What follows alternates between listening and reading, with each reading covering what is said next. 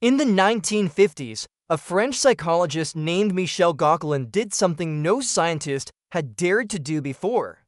He analyzed the birth charts of over 25,000 people across Europe, searching for a pattern that would prove astrology was more than superstition.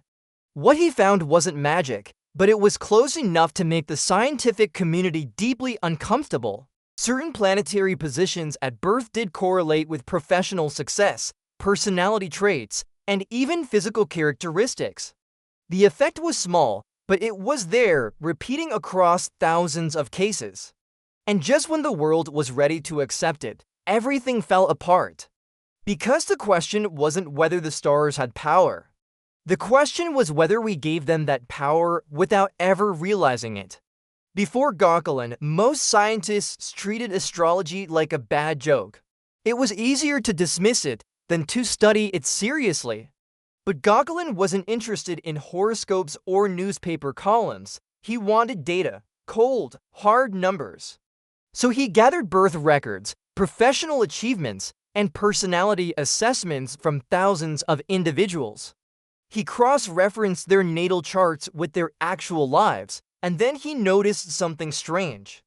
Athletes were significantly more likely to be born when Mars was rising or culminating. Doctors and scientists showed a similar pattern with Saturn. Actors and politicians appeared more frequently under Jupiter. The correlations were weak, but they were too consistent to ignore. He called it the Mars effect, and it should have changed everything. The Mars effect wasn't just controversial, it was scientifically inconvenient. Because if it was real, it meant something in the sky at the moment of birth left a measurable imprint on human behavior, not fate, not destiny, but something real enough to show up in statistics. Gauquelin published his findings in multiple peer-reviewed studies. Other researchers tried to replicate his work. Some succeeded, others failed. The debate raged for decades. Skeptics accused him of cherry-picking data. Believers saw him as a pioneer. But here's the part that makes it also unsettling. Even the failures couldn't fully disprove him. The effect kept appearing, just barely, like a whisper in the noise. As if the universe was teasing us with an answer we weren't ready to understand. And then there's the Barnum effect.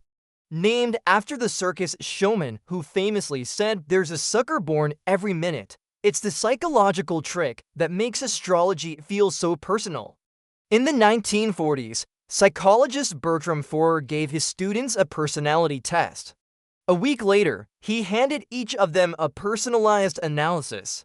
They rated it, on average, for 0.2 out of 5 for accuracy. They were amazed at how well it described them, except it wasn't personalized at all.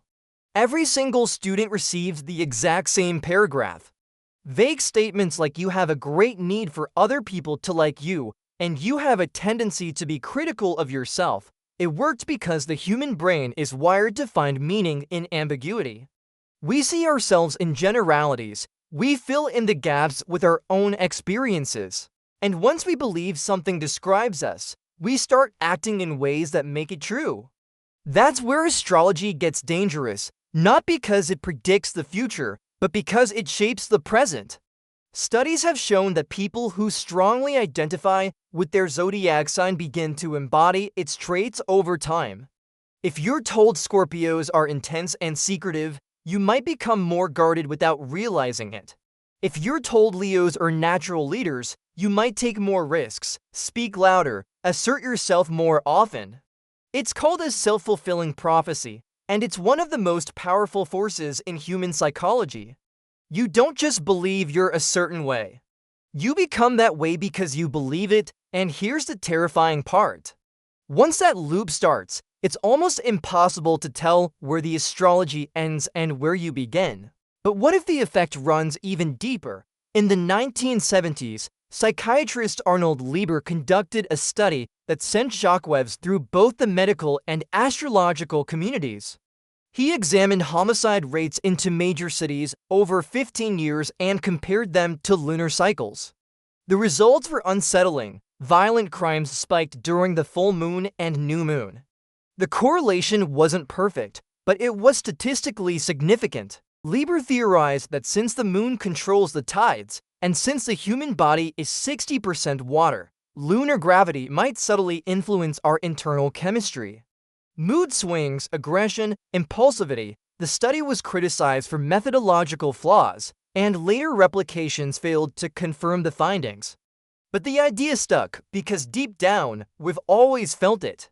That strange pull when the moon is full, that restlessness, that unease. Then there's seasonal variation, which might be the closest thing to real astrological influence. Studies have consistently shown that the time of year you're born affects everything from your health to your personality.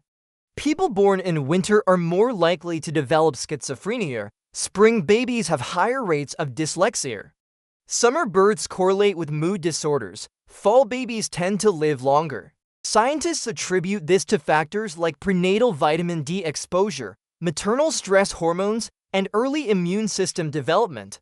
But here's the uncomfortable truth. These factors align almost perfectly with astrological interpretations of the seasons. Fire signs born in summer are described as energetic and volatile. Water signs born in winter are emotional and introspective. The ancient astrologers didn't have data, but they had observation. And just maybe, they noticed something real. In 2007, a team of Japanese researchers took this a step further. They studied over 100,000 people and found that birth month correlated with specific personality traits measured by standardized psychological tests. November babies scored higher on agreeableness. July babies showed more neuroticism. The differences were small, often just 3 to 5%, but they were there, reproducible, measurable. The researchers didn't invoke astrology. They talked about maternal melatonin levels during pregnancy, about how seasonal light exposure might affect fetal brain development. But the patterns they found looked eerily similar to what astrologers had been claiming for thousands of years. Different language, same map. And that brings us to something even stranger, the expectancy effect. In 2011, a study at the University of Shizuoka in Japan examined how blood type beliefs affected personality. In Japanese culture, blood type is treated like Western astrology. Type A people are supposedly sensitive and organized. Type B people are creative and selfish.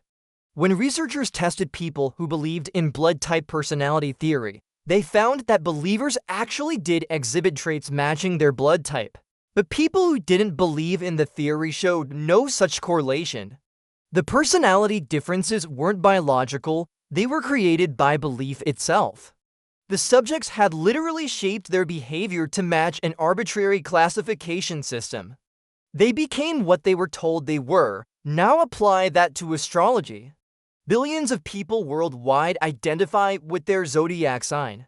They read their horoscopes, they check compatibility charts before dating. They make career decisions based on Mercury retrograde. Every time someone says, "I'm such a Gemini" or "That's so Virgo of you," they're reinforcing a mental framework. They're creating neural pathways that link their identity to celestial symbols. And over time, those pathways become highways. The behavior becomes automatic. The prophecy fulfills itself. You don't need cosmic energy, you just need belief. And belief is the most powerful force in human psychology. But here's where it gets truly unsettling. What if Gauquelin was right, but for the wrong reasons? What if the Mars effect isn't about planetary influence at all, but about parental expectation? In traditional societies, astrology wasn't just entertainment. It was taken seriously. Parents consulted astrologers at birth. They were told their child born under Mars would be a warrior, so they raised that child differently. More physical activities, more competitive games, subtle encouragement toward aggressive professions. The child never knew they were being shaped. They just knew they were good at fighting, at sports, at surgery. And when Gauquelin collected his data decades later, he saw the pattern. Not because Mars did anything, but because an entire culture believed it did. There's a darker side to this too. In India, where Vedic astrology is deeply embedded in culture, Studies have shown that people with unlucky charts face real discrimination. They have trouble finding spouses, they're denied job opportunities. They internalize the message that they're cursed. And guess what happens? Their lives become harder. Not because of planetary positions, but because of social exclusion based on planetary positions. The astrology creates the reality it claims to predict. It's a closed loop of belief and consequence, spinning faster with each generation. And then there's the timing question. Why do we assign so much meaning to the moment of birth? Your consciousness didn't begin at birth. It began months earlier, developing slowly in the womb. Your brain was forming neural connections while your mother was experiencing the world. Her stress became your stress, her nutrition became your building blocks. The light she saw, the temperature she felt, the hormones flooding her system, all of it shaped you long before you took your first breath.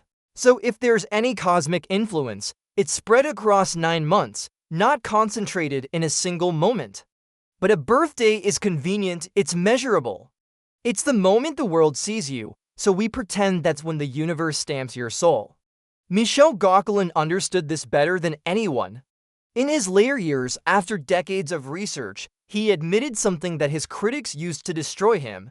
He said that even if the Mars effect was real, it was so small that it was essentially meaningless for individual prediction. You couldn't look at a single birth chart and know anything. You could only see patterns across thousands of charts. The effect existed, but only in aggregate, only in statistics, never in the specific. Never in the personal, and that realization broke him. Because he'd spent his life trying to prove astrology worked, only to discover that even when it did work, it didn't matter. In 1991, Michel Gauquelin took his own life. Some say the pressure destroyed him, others believe he realized something darker. That the patterns he found weren't proof of cosmic influence. They were proof of how desperately we need to believe in something bigger than ourselves. That even when we think we're studying the stars, we're really just studying the mirror they hold up to us. His research didn't die with him though. It lives on in databases, in replications, in arguments that still rage in academic journals. Because the question he asked is the question we can't stop asking. Are we written in the stars? Or do we write ourselves? So here's what we know. Birth season affects brain development. Cultural beliefs shape behavior. Self-fulfilling prophecies are real. The Barnum effect makes vague statements feel personal. And somewhere in the noise of all that data, there might be a tiny statistical whisper suggesting that planetary positions correlate with something measurable. But that something isn't fate, it's not destiny. It's the accumulated weight of expectation, biology, culture, and belief all colliding at the moment you enter the world. The stars don't care about you. They never did, but you care about the stars. And that caring changes everything. It changes how you see yourself, how you make decisions, how you interpret your failures and successes. The zodiac doesn't predict your personality. It provides a framework for understanding it. And once you accept that framework, you start living inside it. The cage becomes real because you believe in the bars. Maybe that's the real revelation, not that astrology works or doesn't work, but that we create meaning from chaos. We find patterns in randomness. We build identities from symbols. And when someone tells us who we are, we have two choices. Reject it or become it. Most of us choose the latter. Because being told who you are is easier than figuring it out yourself. The stars offer certainty in an uncertain world. And we'll believe almost anything if it means we don't have to face the terrifying freedom of being undefined. So the next time you read your horoscope and think that's so accurate, ask yourself this. Is it describing you, or are you describing yourself through it? Because the energy you're feeling isn't radiating from the stars. It's radiating from you. It always has been.